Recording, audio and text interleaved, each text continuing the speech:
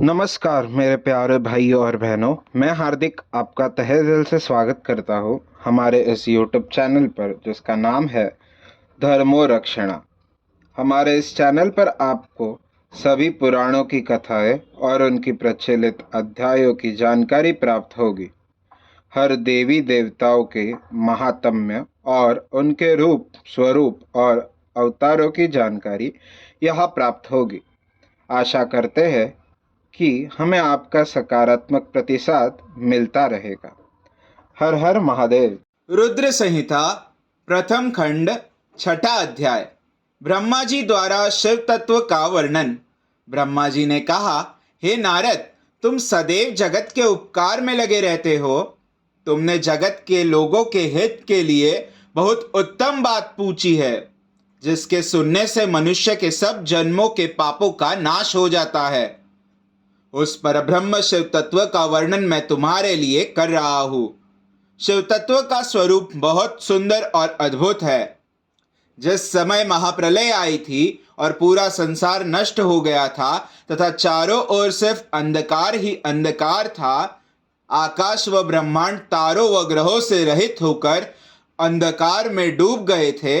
सूर्य और चंद्रमा दिखाई देने बंद हो गए थे। सभी ग्रहों और नक्षत्रों का कहीं भी पता नहीं चल रहा था। दिन रात अग्नि जल कुछ भी नहीं था।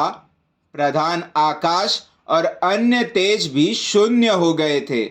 शब्द स्पर्श गंध रूप रस का अभाव हो गया था। सत्य असत्य सब कुछ खत्म हो गया था। तब सिर्फ सत्य ही बचा था। उस तत्व को मुनिजन एवं योगी अपने हृदय के भीतर ही देखते हैं। वाणी, नाम, रूप, रंग आदि की वहां तक पहुंच नहीं है। उस परब्रह्म के विषय में ज्ञान और अज्ञान से किए गए संबोधन के द्वारा कुछ समय बाद अर्थात सृष्टि का समय आने पर एक से अनेक होने के संकल्प का उदय हुआ। तब उन्होंने अपनी लीला से मूर्ति की रचना की। वह मूर्ति संपूर्ण ऐश्वर्य तथा गुणों से युक्त, संपन्न, सर्वज्ञानमयी एवं सब कुछ प्रदान करने वाली है। यही सदाशिव की मूर्ति है। सभी पंडित विद्वान इसी प्राचीन मूर्ति को ईश्वर कहते हैं। उसने अपने शरीर से स्वच्छ शरीर वाली एवं स्वरूप भूता शक्ति की रचना की। वही परम शक्ति प्रकृति गुणमयी और बुद्धित्व की जननी कहलाई। उसे शक्ति, अंबिका, प्रकृति, संपूर्ण लोकों की जननी, त्रिदेवी की माता, नित्या और मूल कारण भी कहते हैं। उसकी 8 भुजाएं एवं मुख की शोभा विचित्र है। उसके मुख के सामने चंद्रमा की कांति भी क्षीण हो जाती है। विभिन्न प्रकार के आभूषण एवं गतियां देवी की शोभा बढ़ाती है। वे अनेक प्रकार के अस्त्र शस्त्र धारण किए हुए हैं।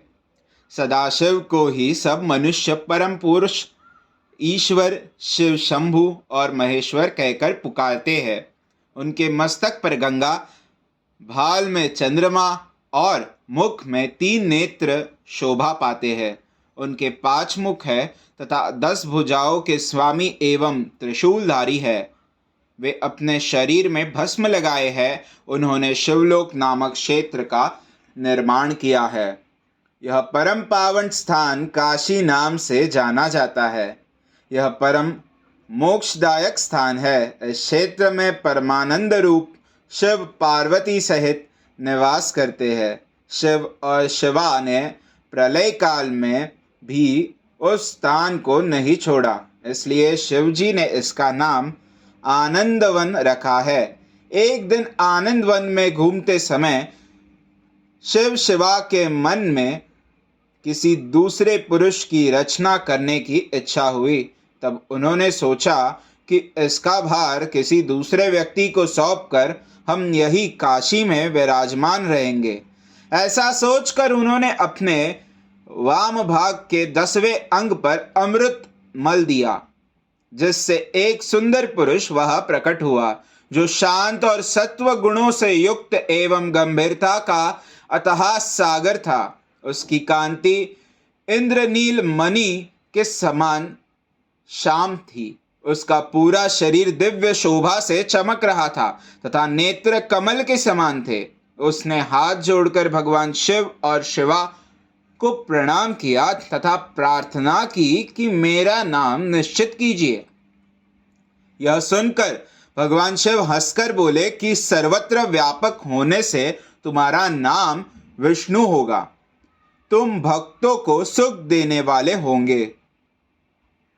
तुम यही स्थिर रहकर तप करो, वही सभी कार्यों का साधन है। ऐसा कहकर शिवजी ने उन्हें ज्ञान प्रदान किया तथा वहां से अंतर्धान हो गए। तब विष्णु जी ने 12 वर्ष तक वहां दिव्य तप किया। तपस्या के कारण उनके शरीर से अनेक जलधाराएं निकलने लगी। उस जल से सारा सूना आकाश व्याप्त हो गया। वह ब्रह्म रूप जल अपने स्पर्श मात्र से पापों का नाश करने वाला था। उस जल में भगवान विष्णु ने स्वयं शयन किया।